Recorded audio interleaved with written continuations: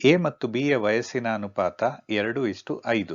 8 ವರ್ಷಗಳ ನಂತರ ಅದು 1:2 ಆಗುತ್ತದೆ. ಅವರಿಬ್ಬರ ವಯಸ್ಸಿನ ನಡುವಿನ ಅಂತರವೆಷ್ಟು?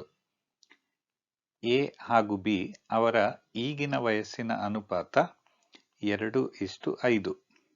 ಅಂದ್ರೆ ಎ ವಯಸ್ಸು 2x ಅಂತ ಆದ್ರೆ ಬಿ ವಯಸ್ಸು 5x ಆಗುತ್ತೆ.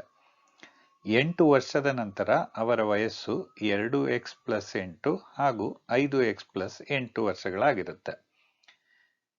ಅದರ ಅನುಪಾತ 1:2. 8 ವರ್ಷಗಳ ನಂತರದ ವಯಸ್ಸಿನ ಅನುಪಾತ 1:2.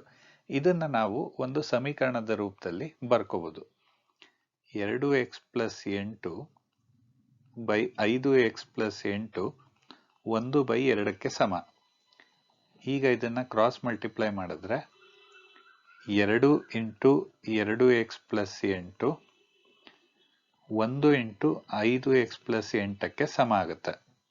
4x+16 5x+8ಕ್ಕೆ ಸಮ, ಅಥವಾ 5x - 4x 16 - 8, ಅಥವಾ x ನ ಮೌಲ್ಯ 8 ಆಗುತ್ತೆ. ನಮಗ್ ಬೇಕಾಗಿರೋದು ಇವರಿಬ್ಬರ ವಯಸ್ಸಿನ ನಡುವಿನ ಅಂತರ, ಅಂದ್ರೆ 5x - 2x.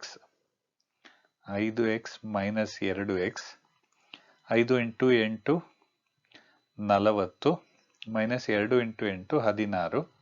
ಸೊ ಅದು 24 ವರ್ಷಗಳ ವ್ಯತ್ಯಾಸ ಇದೆ. ಆಪ್ಷನ್ ಸಿ ಸರಿಯಾದಂತ ಉತ್ತರ.